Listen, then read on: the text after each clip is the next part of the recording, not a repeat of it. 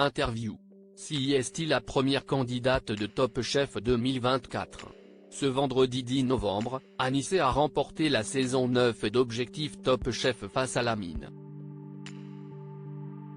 Elle intégrera donc la brigade de Philippe Etchebest dans le concours culinaire de M6. Télé Loisirs l'a rencontrée. Elle est la 9e candidate victorieuse d'Objectif Top Chef. Ce vendredi 10 novembre, Anissé a été choisie par Philippe Etchebest, accompagné d'Arnaud Dequeleux, Pierre Gagnère et Dimitri Droineau, pour intégrer sa brigade aux manchettes bleues dans la 15e saison de Top Chef qui démarrera en début d'année prochaine sur M6. Celle qui était encore étudiante lors du tournage travaille désormais en CDI en tant que commis dans Sur Mesure, le restaurant aux 2 étoiles de Thierry Marx. Un parcours brillant qui pourrait bien se poursuivre dans le concours principal de la 6. Avant d'en arriver là, Anissé se confie à Télé Loisirs sur les détails de sa victoire. Objectif Top Chef, Lamine m'a choqué, assure Anissé à propos de son adversaire Télé Loisirs. Comment avez-vous concilié le tournage d'Objectif Top Chef avec vos études en terminale d'un bac professionnel en école hôtelière? Anissé, si est-il compliqué d'être dans une dernière année de bac avec beaucoup de travail? Ça a été compliqué au début. Je me suis demandé ce que j'allais privilégier, mettre le bac de côté ou pas. Finalement, j'ai réussi à bosser sur les deux parce que je travaillais énormément, je ne dormais pas beaucoup mais c'était pour la bonne cause. Mais j'ai réussi à le faire, j'ai eu mon bac avec mention. Qu'est-ce ce qui a été le plus dur lors de cette semaine de finale? Ce qui était compliqué, c'était d'être aux portes des manchettes bleues. On était 72 candidats au départ et on pouvait partir à tout moment à 2 doigts de la finale. Je n'avais pas peur de perdre mais j'avais peur d'être frustré et de perdre à cause d'une petite erreur. Aviez-vous peur de Lamine, votre adversaire? Il a un niveau de dingue pour un amateur, il m'a choqué. Il a un niveau professionnel.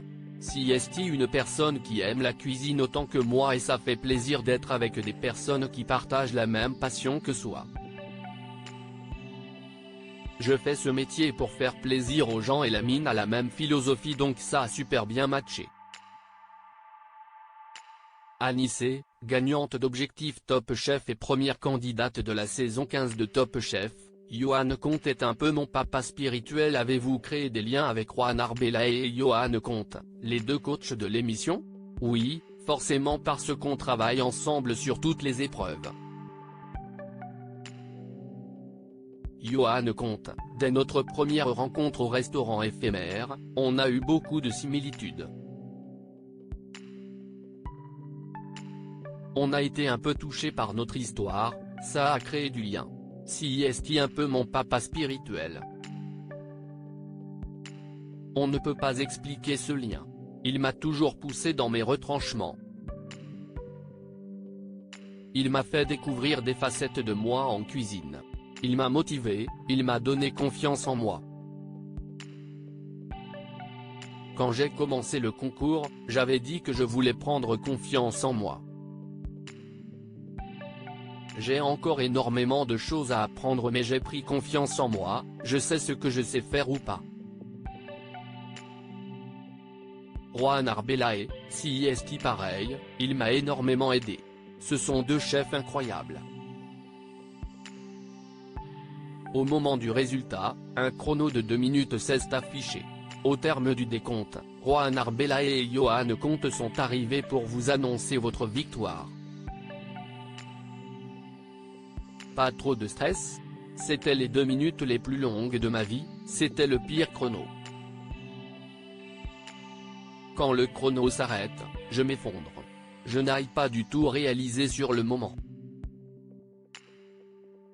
Au moment où les chefs arrivent, on se prend dans les bras et je les remercie de m'avoir tant appris parce que ma victoire, si est aussi grâce à eux. Je ne sais même pas si je réalise encore aujourd'hui. CIST une sensation perturbante. J'étais hyper contente de partir sur Top Chef mais ce n'était pas possible que ce soit moi. Pour moi Top Chef, c'était dans 10 ans. J'ai eu beaucoup de mal à réaliser. Anissé, gagnante de la saison 9 et d'Objectif Top Chef, ça a été compliqué d'évoquer le décès de mon père. Avez-vous pu parler avec Philippe Etchebest après le tournage? On s'est échangé quelques mots mais pas énormément parce qu'il devait partir. Il m'a conseillé de travailler énormément, j'ai dit oui chef. J'étais hyper contente de le voir et d'intégrer sa brigade parce que CIST quelqu'un d'incroyable. Je savais qu'il avait le même objectif que Juan et Johan, me pousser dans mes retranchements. D'ailleurs, vous le connaissiez déjà puisqu'il vous avait remis la médaille de meilleur apprenti de France. Oui, il est le président des meilleurs apprentis de France de Nouvelle-Aquitaine. Quand j'ai passé mes épreuves départementales et régionales, il était là. On s'est rencontrés, il m'a jugé une première fois sur ma cuisine en 5 heures pour le concours. Ensuite, grâce à ma victoire, il m'avait invité dans le jury sur une session de cette année.